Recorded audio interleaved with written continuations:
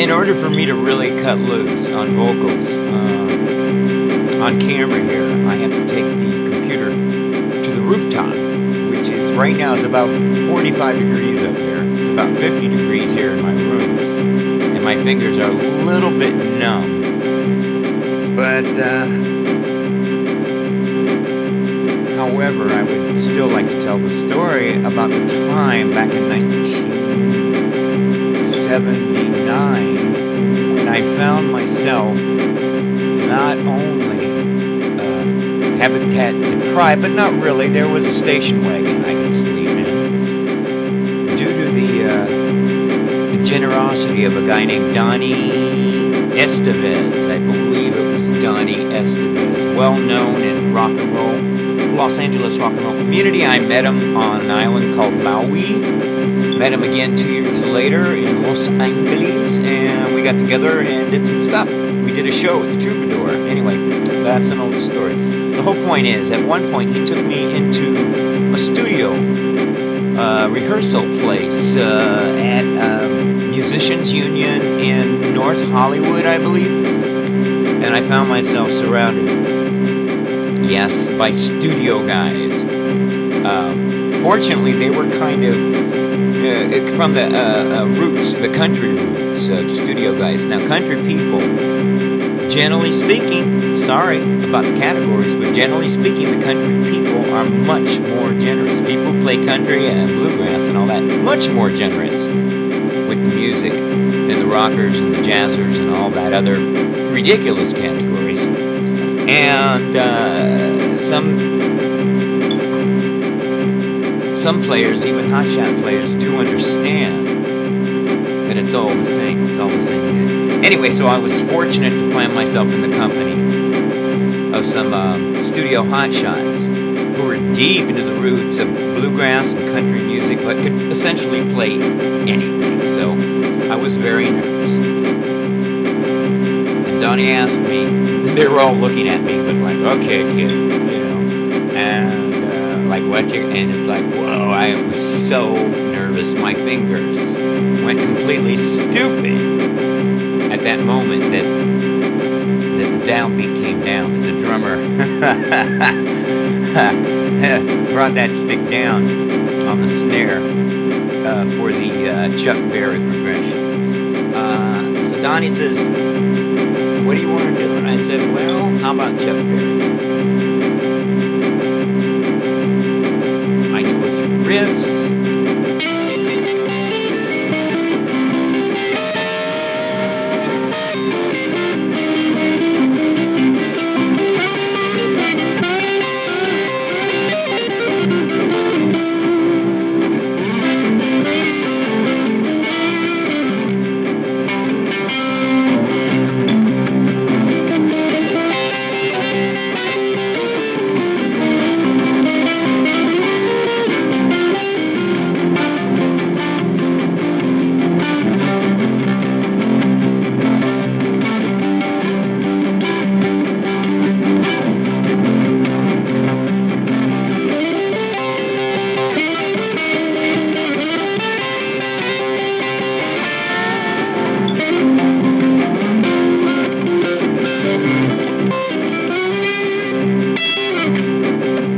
The idea, Chuck Berry kind of thing. So I was kind of playing in my safe zone, pretty much what you heard there. And they were like, okay, all right, son, the kid has got the beat, okay, that, which is super important. If you're playing rock and roll, the beat is pretty much everything. The essence of it, the heartbeat, the dance.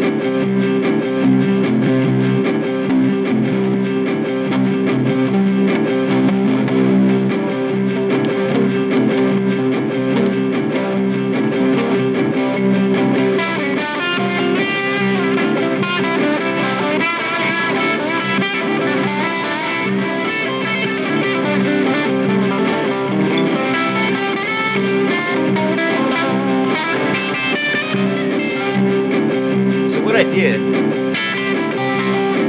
with my stupid fingers, I did some Hendrixian. That's Hendrix-like, Hendrixian riffs, stuff like, simple stuff like.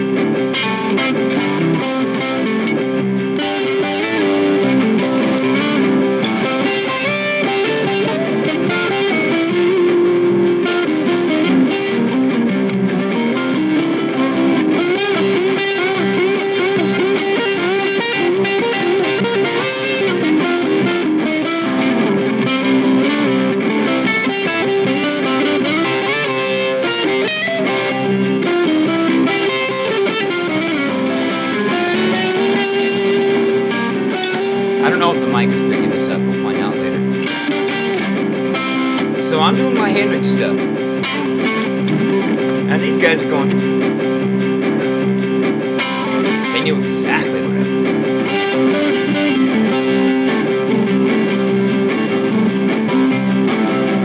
So every guitar player, including the bass player, in turn, took their solo. Mine went something like this.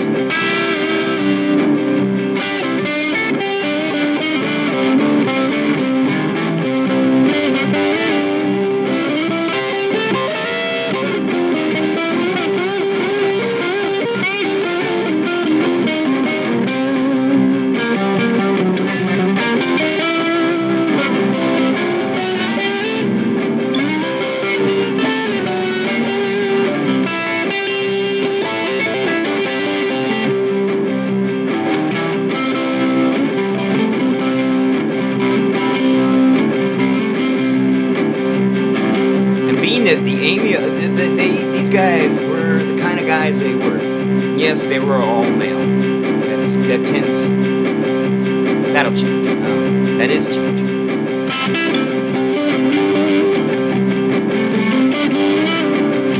So all you female players out there, we need you to step up, find the camera somewhere.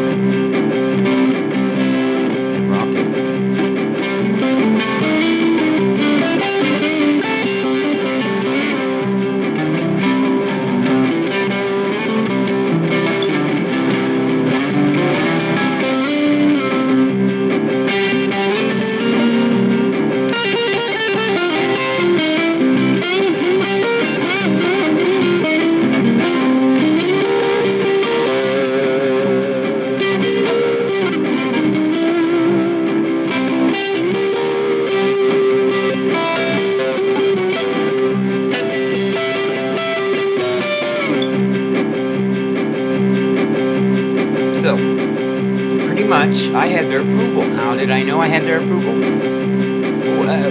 Okay, everybody took a solo. There were like 2 guitar players and a bass player, and me, 3 guitar players in total. So everybody took their solo. Of course, these studio hotshots were amazing, but instead of acting amazing, instead of playing all the splendiferous riffs that they knew at 100 miles an hour, they copied what I was doing. They started doing what I was doing, and they were enjoying doing the Hendrixian spin on the Chuck Berry. They started doing stuff like this.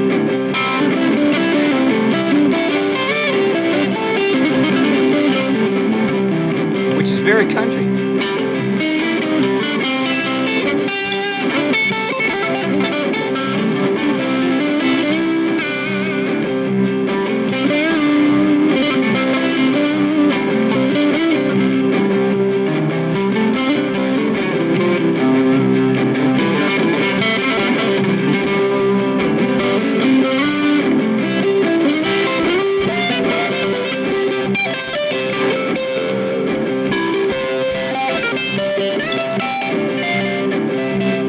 You know, they were more precise, a little bit fancy.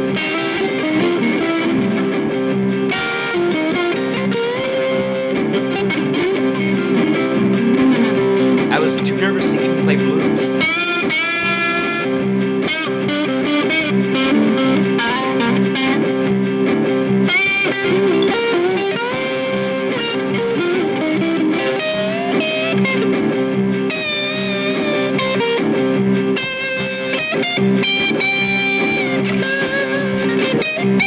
The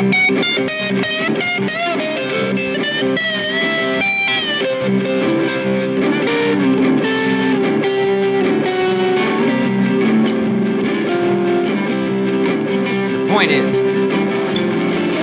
even when I had stupid fingers, I could still fall back, kind of like in a default mode of things that I knew I could play. I had to fall back on what I knew I could do, and I knew I could do well, at least well enough to stay on the beat. Stuff like this.